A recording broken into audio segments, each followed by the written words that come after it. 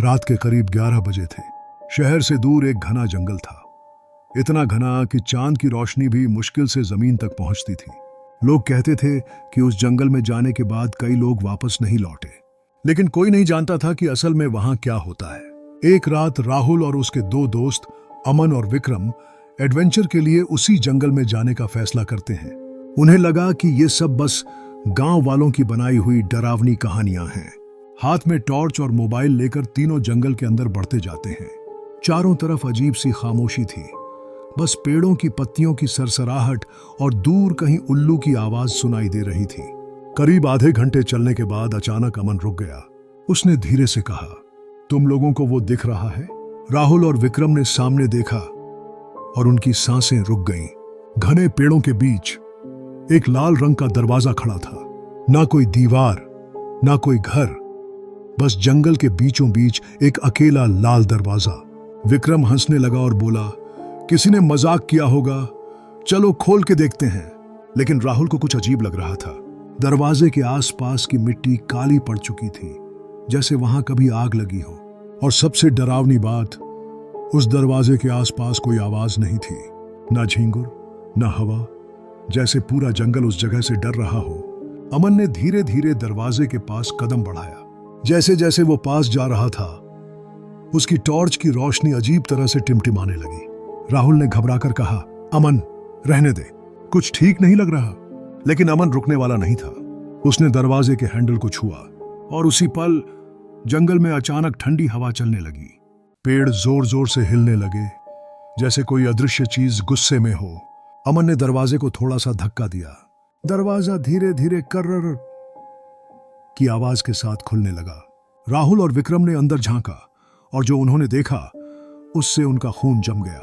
दरवाजे के अंदर जंगल नहीं था, अंदर एक लंबा अंधेरा गलियारा था, जिसकी दीवारों पर पुराने हाथों के निशान बने हुए थे, जैसे किसी ने बाहर निकलने की बहुत कोशिश की हो। अचानक अंदर से किसी के फुसफुसाने की आवाज आई, हाँ जाओ। विक्रम डरकर पीछे हट गया, लेकिन अमन जैसे किसी अजीब ताकत के बस में था। उसकी आंखें खाली हो चुकी थीं। वो धीरे धीरे उस अंधेरे गलियारे के अंदर चलने लगा। राहुल चिल्लाया, अमन रुक जा। लेकिन अमन ने पीछे मुड़कर भी नहीं देखा।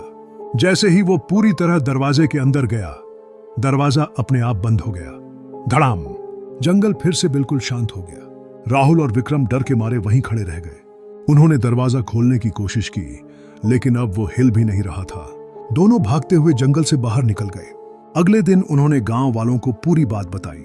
गांव के बुजुर्गों ने चुपचाप उनकी बात सुनी और फिर एक बूढ़े आदमी ने धीरे से कहा, हमने तुम्हें पहले ही मना किया था उस लाल दरवाजे के बारे में। राहुल ने कांपती आवाज में पूछा, वो क्या है? बूढ़ा आदमी बोला, वो दरवाजा इस दुनिया का नहीं है।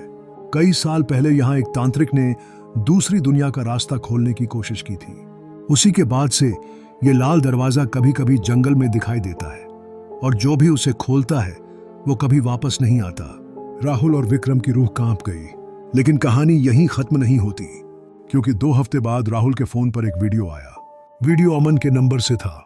वीडियो में वही अंधेरा गलियारा दिखाई दे रहा था और कैमरा धीरे धीरे आगे बढ़ रहा था। दीवारों पर सैकड़ों हाथों के निशान थे और दूर अंधेरे में कोई खड़ा था। फिर अचानक कैमरा उस चेहरे के पास पहुंचा। वो अमन था, लेकिन उसकी आंखें पूरी तरह काली हो चुकी थीं और उसके पीछे सैकड़ों परछाइयां खड़ी थीं। अमन ने कैमरे की तरफ देखकर धीरे से कहा, राहुल दरवाजा फिर से खुलने वाला है और इस बार तुम्हारी बारी है। अगर आपको ये कहानी डरावनी लगी तो सोचिए, अगर सच में किसी जंगल के बीच आपको ऐसा लाल दरवाजा मिल जाए तो क्या आप उसे खोलेंगे या बिना पीछे देखे वहां से भाग जाएंगे? कमेंट में जरूर बताइए। अगर आप राहुल की जगह होते तो क्या करते?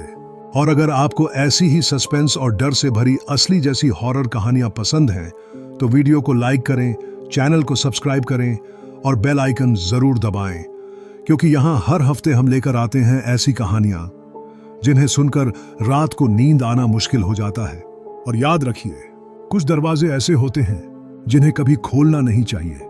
मिलते हैं अगली डरावनी कहानी में।